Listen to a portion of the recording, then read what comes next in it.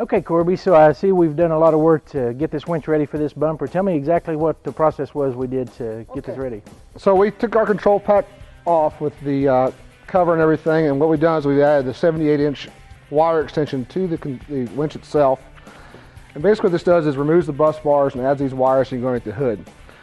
In addition to that, we pulled the contactor out of the casing, so it's a bare contactor. You'll see it's got mounting tabs for you to put underneath your hood where you want it.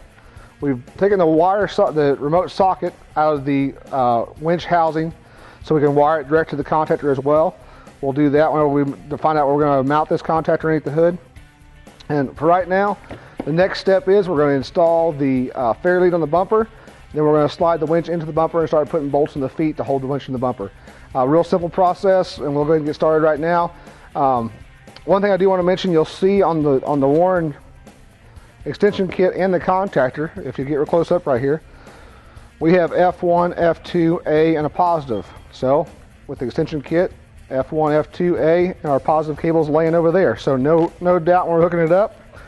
What we'll do when we get ready to hook it up is we'll put this insulation cover over here,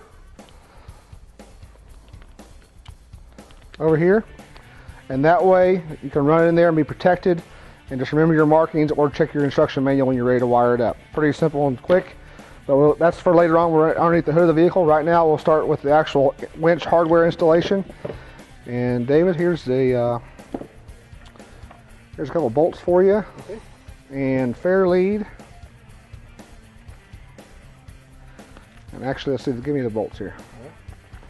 They come in from the back side. Oh, I see. And looks like we're going to need to do a little clearancing for the size of the bolt because the bolt holes aren't quite big enough on the Iron Cross bumper. So we'll just have to probably clean the paint off of those, get them to go through. Be right back.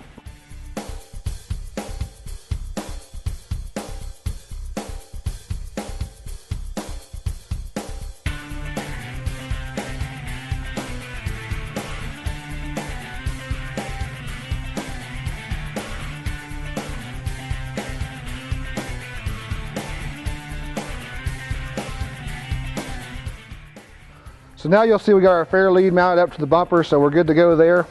What we've done for prep is we've actually slid in our nuts into the feet of the winch in all four corners, and what we'll do now is we'll just slide the winch onto the mounting plate and use the supplied hardware to finger tighten the winch to the bumper. And with that control pack off, you'll see no fitment issues. We go in from the other underside and slide out here to it. There we go. As soon as we find the hole, we'll be all set. Okay, so that one's started. We'll start the opposite side and then put the front ones in as well. While we have the bumper off the vehicle, we have good access to all pieces of the winch still. What we're going to do is we're going to reattach our extended ground wire for the 78-inch kit, and also the battery ground wire lead, which is right here.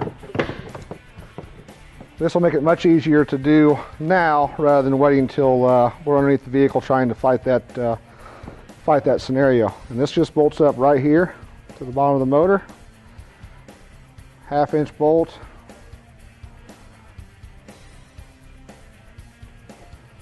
And we'll get it finger started here.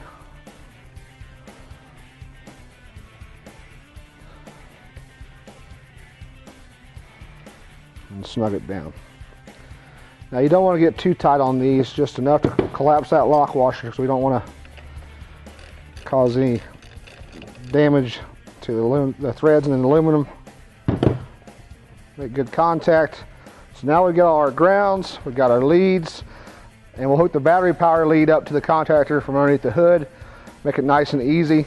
Last thing we need to do before we start sliding it up to the truck is to go ahead and finish tighten these mounting feet bolts, which is a 15mm socket, which we have right here.